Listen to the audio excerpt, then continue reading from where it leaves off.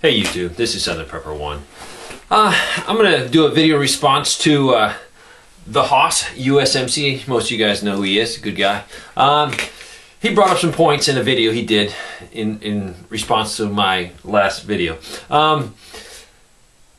If you're in a survival group and you bring personal possessions with you, those personal possessions are yours.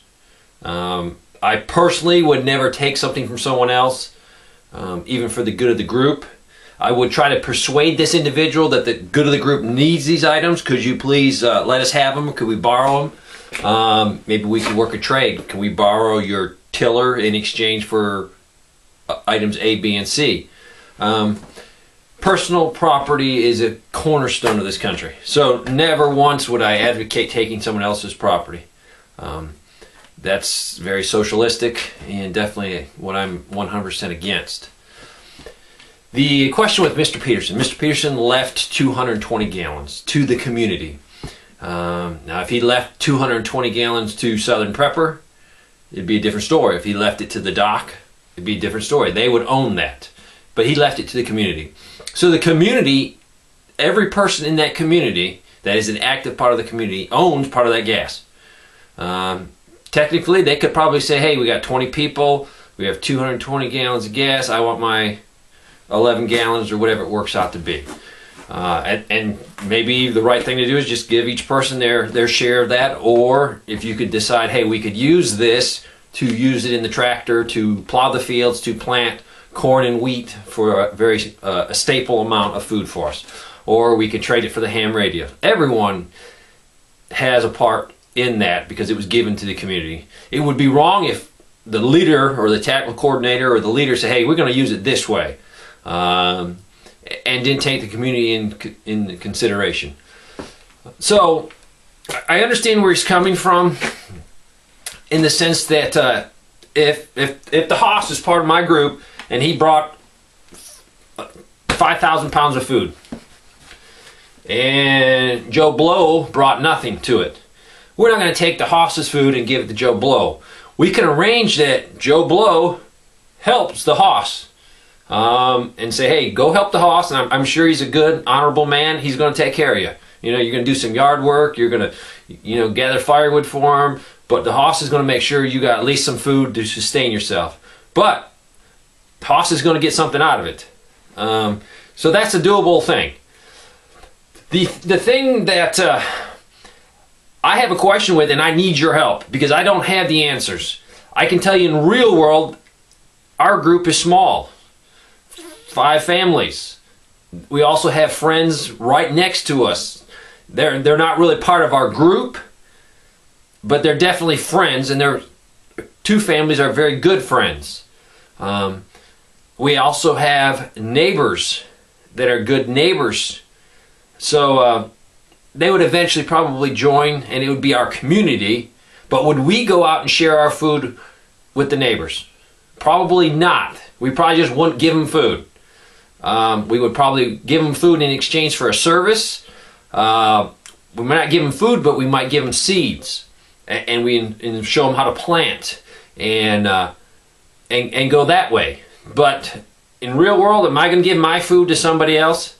No, I will do my best to help them. I will do my best to give charity, which is the right thing to do, because I could be on the other end of that. I might be needing help, and I sure would love someone to help me if they have the ability to help me. So this is the question I want to throw out here. The community, there's going to be a lot of people working together. Now, if there's a small group like we have in real life, it's going to be very easy because we're family and we're good friends. So there's no takers in this group. We're all givers. So we're going to work together. Let's say the group is a little bit larger and you might have 10 or 15 families. So you might have 75, 100 people. There's going to be tasks that needs to be done for that group or that community. Let's say guard duty. It's not fair that certain people pull guard duty and they get nothing out of it. Yes, they're going to make sure their family is safe. I'm throwing this on the table because I would love some responses. I'd rather have all your guys put your heads together and come up with an answer. I'm throwing it on the table here. Let's say you have a community of, let's say, 100 people.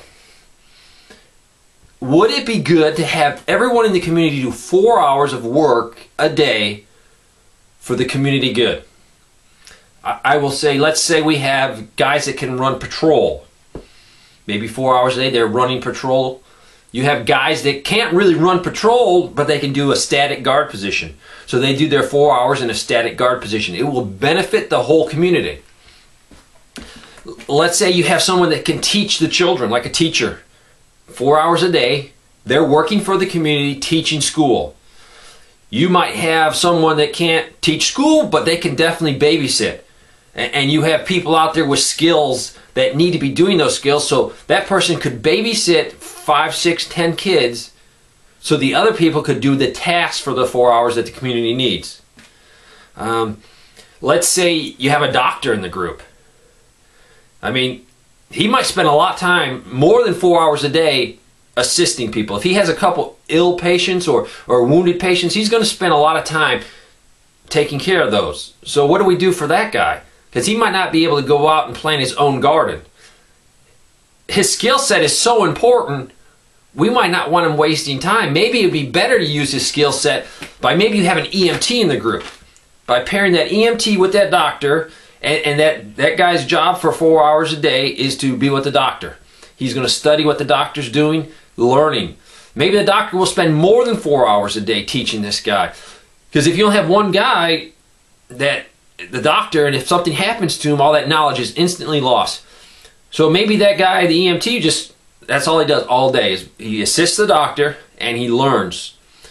That way, it might take a year or two, but he comes up with a knowledge base that he might be able to branch out and help someone else. He might go to another community and help them set up something.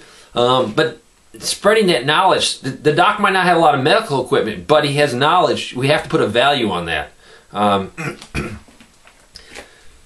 So I'm throwing it out because I don't know the right answer. I think if you had 100 people, just say, hey, get together, everybody's going to do 4 hours of labor. You might have that lady that can't do guard duty, but she's an excellent canner. Maybe for those 4 hours in the summer months when the food production's coming in, you can bring your jars, your lids, your produce to her. She's going to can that for you. At the end of the day, you come, pick up your product, and take it home. I think having a set hours is probably fair because some of the people could get stuck on guard duty.